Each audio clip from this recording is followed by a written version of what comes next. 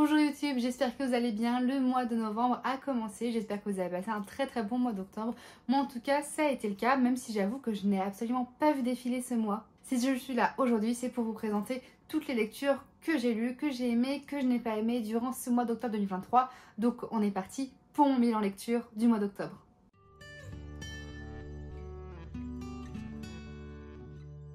Avant de commencer la vidéo, n'hésitez surtout pas à vous abonner à la chaîne et à activer la cloche pour ne plus rater aucune des prochaines sorties de vidéos. Si jamais vous aimez mon contenu, je vous invite aussi à venir me suivre sur Instagram et sur TikTok où je fais un contenu qui est totalement complémentaire à celui-ci. Et enfin, n'hésitez pas à me dire dans les commentaires quelles sont vous, les lectures que vous avez lues, que vous avez aimées, que vous n'avez pas aimées au mois d'octobre, et si vous avez lu et aimé les lectures que je vais vous présenter juste après. On est parti! Alors comme tous les mois, je vous présenterai les lectures de celles que j'ai le moins aimées jusqu'à celles que j'ai le plus aimées. Mais dans tous les cas, vraiment, j'ai eu de très bonnes lectures au mois d'octobre, étant donné que la plus mauvaise note, c'est 4 sur 5. Ce qui, du coup, n'est pas une mauvaise note. Au mois d'octobre, j'aurai au final terminé 6 livres, dont un roman graphique et 5 romans classiques. On commence tout de suite avec celui qui a été ma première lecture de ce mois d'octobre. Il s'agit de L'héritage de Judith Blackwood, écrit par Nathalie Sommers aux éditions Roman Didier Jeunesse. On est du coup sur un thriller, enquête, un peu cosy mystery, mais pas vraiment, qui se passe à huis clos dans un manoir. On a aussi, comme on peut le voir sur la couverture, beaucoup de références aux échecs. Et on va avoir plein de jeux de mots avec les échecs et tout qui vont avoir lieu dans toute l'histoire. J'ai vraiment passé un bon moment durant cette lecture, déjà grâce à l'ambiance que j'ai trouvée qui était vraiment très bien installée. Ensuite, au niveau de l'enquête en elle-même, j'ai vraiment beaucoup aimé ce jeu de pistes, ces interrogatoires. On a un enquêteur qui va venir interroger toutes les personnes qui sont présentes dans le manoir les unes après les autres. Nous, nos soupçons vont aller de l'une à l'autre, etc. Moi, durant l'histoire, j'ai eu 3 grandes théories. Une qui pour moi a été évidente dès le début, en fait, tout de suite. Qu'après j'ai laissé tomber pour une autre théorie parce que la première en fait me semblait un peu trop tirée par les cheveux si vous voulez. Du coup je l'ai abandonnée pour une autre théorie qui n'est pas restée longtemps. Et ensuite les 3 autres quarts du livre je suis restée sur une seule théorie. Et au final je vous dirai pas laquelle des 3 mais c'est l'une de ces théories là qui s'est avérée être la vraie. Et j'ai beaucoup aimé être justement menée en bateau comme ça par l'histoire. Un coup je me dis que c'est ça, après je me dis que c'est pas ça, etc. Voilà, moi c'est vrai que ce genre de thriller, un peu enquête et tout, c'est pas les lectures que je lis le plus. Et du coup, quand j'en lis, j'apprécie qu'il y ait du suspense, j'apprécie d'être surprise, sinon pour moi, c'est pas drôle. Mais je pense qu'on reste quand même sur une enquête, un thriller façon jeunesse, young adulte. Je pense qu'à partir de 13 ans, c'est une lecture qui est totalement abordable. Donc, par exemple, si vous êtes des grands habitués des Agatha Christie ou autres polars, peut-être que c'est une lecture qui ne vous surprendra pas. Mais moi, en tout cas, elle m'a surprise et j'ai passé vraiment un bon moment. Pourquoi est-ce que je l'ai noté 4 sur 5? Je lui ai enlevé un point pour 2 raisons. La première raison pour laquelle je lui ai enlevé un point, c'est à cause des personnages. C'est-à-dire que pour moi, j'ai trouvé que les personnages étaient assez explorés de façon superficielle. J'ai pas trouvé de profondeur envers les personnages, à part 1 ou 2 détails. Mais voilà, je me suis pas réellement attachée aux personnages et ça, c'est quelque chose qui est dommage. Et le deuxième point, c'est la romance qu'il y a à l'intérieur du livre que j'ai là encore trouvé très superficielle, sans réellement de sens, ou c'est-à-dire qu'il y a une affection qui commence à se lier entre des personnes, mais juste physique en fait, il n'y a pas de lien émotionnel entre eux, et c'est quelque chose qui m'a un petit peu dérangée. Mais étant donné que c'est pas là-dessus que se basait l'histoire, vu que c'est quelque chose qui est vachement en arrière-plan, je l'ai totalement accepté parce que c'est pas là-dessus que je me suis concentrée durant ma lecture non plus. Ensuite, une fantaisie que j'avais vraiment hâte de lire depuis très longtemps, depuis sa sortie en fait tout simplement, mais que je m'étais gardée pour mes lectures d'automne. Il s'agit de Belladonna, écrit par Adaline Grace aux éditions de Saxius. Alors déjà, je tiens à vous montrer la beauté du livre. Donc voilà, là on a la jaquette, que j'aime énormément l'illustration. Voilà. Et on a un hardback que je trouve très joli, très décoré, avec plein de détails aussi. Voilà, je le trouve juste très beau. Et on a des pages de garde que je trouve sublimes. Voilà, avec ses reflets comme ça. Donc on a déjà un très bel objet livre. On va y suivre les aventures de Signa. Elle a 19 ans et elle est orpheline. Et en fait, elle a passé sa vie de tuteur en tuteur, de membre de la famille en membre de la famille. Et ils ont tous connu des fins plus ou moins tragiques. Et à chaque fois, du coup, elle est obligée de déménager et de recommencer sa vie ailleurs. Jusqu'au jour où elle se retrouve chez un autre membre de la famille, chez la famille Hawthorne. C'est comme ça qu'il s'appelle? Oui, c'est ça. Mais elle se retrouve dans une famille en plein deuil parce que la mère de famille, Liliane, est très récemment décédée d'une maladie grave. Et il se trouve qu'en plus Bliss, la fille, est actuellement en train de souffrir et de périr de la même maladie. Seulement Signa ou Signa, moi j'ai envie de dire Signa, je trouve ça plus joli que Signa. Seulement Signa, elle a une particularité depuis toute petite, c'est qu'elle peut voir les fantômes, elle voit les esprits et en fait elle va se retrouver nez à nez avec l'esprit de Liliane, la mère qui est décédée justement. Et cette dernière va lui faire comprendre qu'elle n'est pas morte d'une maladie, qu'elle n'est pas morte de façon naturelle, elle a été tuée. Donc Signa décide de mener l'enquête afin de découvrir qu'est-ce qui s'est passé et de potentiellement pouvoir réussir à sauver la vie de Bliss. Et pour ce faire, elle ne va pas avoir l'aide de n'importe qui puisque Signa pourra compter sur l'aide de l'ange de la mort en personne. Donc voilà, c'était une lecture vraiment... J'ai eu du mal sur les 100 premières pages que j'ai lu un peu plus lente, que j'ai lu très lentement. J'ai dû lire les 100 premières pages en 3 ou 4 jours. Mais je pense que c'était pas dû au livre, c'était par rapport à moi, que le fait que j'étais pas dans... J'ai pas forcément trop envie de lire à ces moments-là. Par contre, j'ai eu une fin d'après-midi soirée où j'ai pu me consacrer à cette lecture et j'ai vraiment enchaîné les 330 dernières pages qui restaient en une seule soirée tellement que j'étais plongée dans l'histoire. Déjà, pour commencer, on a l'ambiance du livre qui est ce pourquoi j'avais le plus hâte de lire et qui fait que je l'ai gardé pour mes lectures d'automne. On est dans un manoir avec un côté très sombre, on a un ange de la mort, on a des fantômes, on a ce côté meurtre, ce côté enquête, ce côté mystérieux, etc. On a vraiment toute cette ambiance-là qui est extrêmement bien faite, extrêmement bien créée, dans laquelle moi j'ai plongé dès les premières pages. Ensuite, on a l'intrigue. L'intrigue de l'enquête pour meurtre, etc. C'est pour moi ce qui a légèrement, mais vraiment légèrement prêché sur l'histoire. Parce que j'aurais aimé qu'elle soit un peu plus importante, qu'elle prenne un petit peu plus de place. Mais elle a quand même été très bien faite, très bien menée. Moi, je n'avais pas deviné qui était le coupable, donc j'ai été heureuse de le découvrir. Surtout que voilà, j'étais heureuse de le découvrir, je vais pas vous en dire plus. Et à côté de ça, on a aussi une romance qui vient se dessiner, qui pour moi est vraiment juste. Elle est très juste, elle est bien dosée, elle est bien rythmée, elle prend pas trop de place, ni trop peu de place. Elle est vraiment à sa juste place en fait, elle est bien faite, elle est en slow burn, elle est tout en passion, en tension, etc. Donc j'ai vraiment beaucoup aimé cette romance-là. Il y a un énorme retournement de situation dans le livre qui apparaît vraiment dans les 100 voire les 50 dernières pages.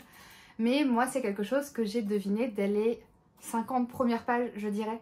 Mais au final, ça n'a pas été un défaut et c'est pas quelque chose que je reprocherais au livre. Je pourrais lui reprocher dans le sens où je pense que c'était pas l'objectif de l'autrice de nous faire comprendre le truc aussi vite. Moi, je l'ai compris pour quelque chose de très extérieur au livre et au final, après, plein de petits indices n'ont fait que confirmer en fait ce que je m'imaginais.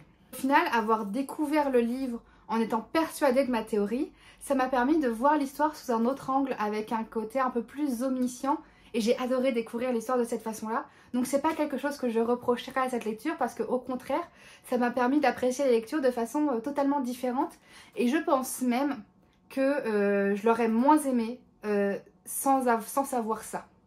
Parce que sans vous en dire plus, ça aurait totalement changé une partie de l'histoire de ne pas savoir ce que moi j'avais en théorie. Et du coup, je pense que c'est quelque chose qui m'aurait moins plu. Et donc je suis très heureuse d'avoir venu dès le début. Ça m'a permis d'apprécier l'histoire d'une façon très différente et j'ai adoré ça. Du côté des personnages, moi je les ai vraiment tous aimés, ils ont chacun leur personnalité, ils ont chacun leur intérêt et leur utilité dans l'histoire. J'ai beaucoup aimé le développement de Signa qui au début est une jeune fille un petit peu naïve où tout ce qu'elle reste c'est enfin pouvoir s'installer et grandir dans la société, en s'insérant dans la société, trouver un mari, etc. Elle a avec elle toujours ce petit manuel un petit peu pour devenir la lady et la femme de maison parfaite et en fait elle a une belle évolution, elle grandit à travers le livre et étant donné qu'on est sur un tome 1, il ne fait aucun doute qu'elle continuera à grandir avec la suite et j'ai beaucoup aimé ce développement de ce personnage. Ensuite, on change totalement de registre puisque j'ai lu un roman graphique qui est Wonder Woman Historia aux éditions Urban Comics, c'est un roman DC Comics. Dans ce roman, on va revenir sur l'origin story des Amazones, sur pourquoi elles ont été créées, comment elles ont été créées, qu'est-ce qui a été le début de leur histoire, etc. etc. Et j'ai vraiment adoré ce point de vue-là. J'avoue que les Amazones, c'est pas une histoire que j'ai beaucoup lue, sur laquelle je me suis beaucoup renseignée, donc j'en sais pas grand-chose. Et découvrir cette version de DC Comics des Amazones, j'ai vraiment adoré et j'ai passé un très bon moment. Là où éventuellement j'aurais pu être déçue, c'est que du coup je m'attendais à voir du Wonder Woman, mais qu'au final on n'a pas vu du Wonder Woman parce qu'on voit vraiment tout ce qui se passe avant elle et qui du coup est à l'origine de sa naissance à elle au final. Mais au final, ça m'a pas dérangé tant que ça parce que c'est resté une histoire que j'ai adoré découvrir. En tant que femme, forcément, c'est une histoire qui m'a énormément touchée. On parle de féminisme, on parle de la façon dont les femmes ont été bafouées à travers l'histoire par les hommes, etc. etc. Donc tout cet aspect-là m'a touchée. Et l'immense qualité de ce roman graphique, ce sont ces illustrations que j'ai tout simplement trouvées sublimes. Je vais vous donner des exemples parmi les premières illustrations pour pas risquer de vous spoiler, mais regardez, là on a la première page, la première double page d'illustration que je trouve juste incroyable. Et regardez-moi celle-ci, non c'est la déesse Hera, c'est magnifique. Les illustrations vraiment sont sublimes en fait. Donc voilà, moi j'aime toujours de temps en temps, c'est quelque chose que je faisais pas beaucoup avant mais que j'ai envie d'inclure dans mes habitudes de lecture, de lire des romans graphiques, des BD, des tout petits romans entre mes plus grosses lectures afin de changer d'air, de changer de genre, de changer d'horizon et d'avoir quelque chose aussi visuellement très joli avec des illustrations et tout. C'est quelque chose que je trouve génial à alterner avec mes grosses fantaisies qui sont un peu plus lourdes. Ensuite, on arrive maintenant au top 3 de mes lectures de ce mois d'octobre avec à la 3e place et à la 2e place des livres que j'ai notés 5 étoiles sur 5 et à la première place, un vrai petit coup de cœur.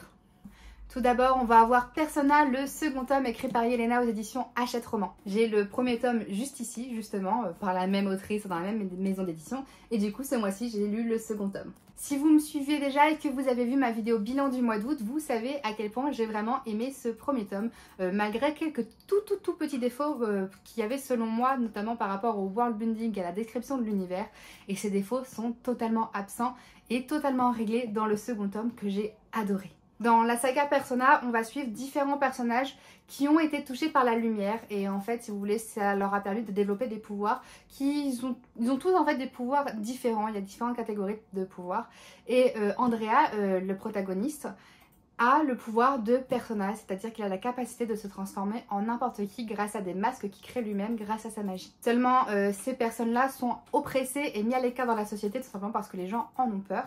Mais c'est aussi, en quelque sorte, les gens les utilisent pour réaliser leurs tâches. En fait, si vous voulez, les enfants qui sont touchés par la lumière sont envoyés dans des orphelinats et ensuite les gens normaux viennent payer leurs services pour faire diverses choses. Je sais pas, par exemple, un touché par la lumière qui a une très grande force, il va être embauché par un fermier pour l'aider dans les champs, par exemple. Et de là, il va se passer plein de choses, notamment dans le tome 1, ils vont être embauchés par quelqu'un pour faire une tâche très particulière qui va mêler des complots, la royauté, etc., etc. Et à la fin du premier tome, du coup, ils ont appris de grandes révélations, il s'est passé quelque chose d'important qui nous a mené à ce second tome. Et j'ai vraiment adoré l'ampleur qu'a pris l'intrigue dans ce second tome. On a vraiment une nouvelle ampleur, quelque chose de beaucoup plus grand, quelque chose de beaucoup plus impressionnant, quelque chose de beaucoup plus vaste que dans le premier tome où on se situait dans une petite ville entre guillemets, dans un cercle très clos et là on a quelque chose qui... On comprend vraiment que ça vient toucher tout le royaume, tout le pays et tous les gens. On a la politique qui est développée, on a la mythologie qui est développée.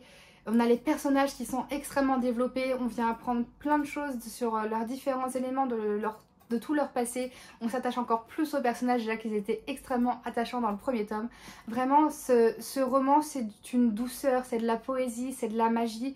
C'est très beau, on a de très belles leçons de vie, mais qui sont pas là pour vous faire la morale. Juste qu'ils sont là par beauté et par bienveillance aussi. On ressent toute la beauté, la poésie et la bienveillance de l'autrice dans ce livre. Et moi, c'est ce genre de roman que j'aime. C'est le genre de roman où on est touché par la plume de l'auteur et on ressent toute la bonté de l'auteur dans son écrit. Et j'ai très hâte de pouvoir découvrir la suite. Ensuite, sur la seconde marche du podium, on a un livre qui pour moi est une nécessité mondiale, d'une nécessité humanitaire et que tous les êtres humains sur cette planète devraient lire. Vous allez comprendre pourquoi je vous dis ça, mais vraiment, c'est un livre que je ne peux que vous conseiller de lire. On va dire à partir de 13-14 ans, parce qu'il aborde vraiment des sujets qui sont très durs et donc qui peuvent être traumatisants pour un public plus jeune. Mais lisez ce livre. Surtout quand on se rend compte qu'au final, c'est une histoire qui dépasse la fiction, puisque c'est inspiré de faits réels et de faits réels qui existent encore de nos jours. Et ce roman, c'est Tant que fleuriront les citronniers, écrit par Zulfa Katou, publié aux éditions Nathan Jeunesse. Alors déjà, hors sujet, mais j'adore la texture du livre. Il est hyper fluffy. Moi j'adore les livres comme ça, je trouve toujours ça très agréable à lire, il n'y a pas de risque de casser le dos, tu peux vraiment l'ouvrir en grand. Enfin, c'est le genre de brochet que je trouve vraiment très agréable à lire. Fin de l'aparté. Il s'agit ici d'une fiction historique qui se passe durant la révolution et la guerre en Syrie. On va être dans la ville de Homs, alors je pense que ça se prononce comme ça, c'est H-O-M-S. Et on va y suivre les aventures de Salama qui à la base était étudiante pour devenir pharmacienne, mais que la guerre a poussé à prendre un peu plus de responsabilités, à faire des choses un peu plus grandes parce que du coup elle se retrouve à être l'un des seuls corps médicaux qui reste dans la ville et donc du coup elle va à l'hôpital en bénévolat pour aider les gens, pour aider les blessés. Parce que oui, on est dans une situation de guerre, dans une ville qui se fait bombarder, où il y a des attaques, où il y a des enfants qui se font tirer dessus, qui se font trancher la gorge, qui se font attaquer, des gens qui se retrouvent sous des gravats de bâtiments. Énormément de blessés, énormément de morts. Énorme trigger warning sur ce livre si jamais c'est le genre de sujet pour lequel vous êtes sensible. Salama a perdu toute sa famille, sauf sa belle-sœur Leila, qui attend un bébé du coup du frère de Salama. Et là, Salama est tiraillée entre deux choses totalement contradictoires. Soit mettre sa belle-sœur à l'abri en fuyant pour l'Allemagne, en fuyant cette guerre, en fuyant ce pays dans lequel pour l'instant elles ne pourront pas grandir, elles ne pourront pas vivre correctement. Ou bien rester en Syrie et aider en tant que personnel soignant dans un pays et dans une ville qui a besoin d'elle. Jusqu'au jour où elle va rencontrer Kinan qui en quelque sorte fait un travail de journaliste. Il n'est pas journaliste mais il filme tout ce qui se passe, toutes les horreurs de la guerre pour les mettre en ligne et avertir, prévenir, tenir au courant le monde sur ce qui se passe chez eux. On va avoir leur vision de cette guerre, leur vision du monde à tous les deux qui vont venir se mêler, s'entrechoquer, se contredire, se confirmer et j'ai adoré tout ça. Je vous en dirai pas plus parce que pour moi c'est vraiment quelque chose, c'est vraiment une histoire, c'est vraiment un témoignage que vous devez découvrir par vous-même. Et pour moi ce fut une histoire vraiment bouleversante, qui est belle, qui est magnifique, qui est poétique, qui est aussi douloureuse et tragique qu'elle est belle et heureuse en fait. On a malgré cette guerre, malgré cet environnement de catastrophe, de la joie, de l'amour, des rencontres, de l'espoir aussi, beaucoup d'espoir et tout ce mélange, toutes ces contradictions sont vraiment bouleversantes en fait. Qu'est-ce que j'ai versé des larmes durant cette lecture. Ça a été une lecture qui a été compliquée, je vous mentirais si je vous disais le contraire. J'ai pas pu enchaîner les pages comme je peux le faire avec d'autres romans. J'ai fait des pauses, j'ai vraiment mis 1 semaine et demie je crois à lire ce livre alors que pourtant il n'est vraiment pas très gros parce que c'est dur. Et c'est encore plus dur quand on se rend compte que ce sont de genres d'histoires qui ne sont pas seulement des histoires mais qui sont aussi des choses qui existent dans notre vie réelle en réalité.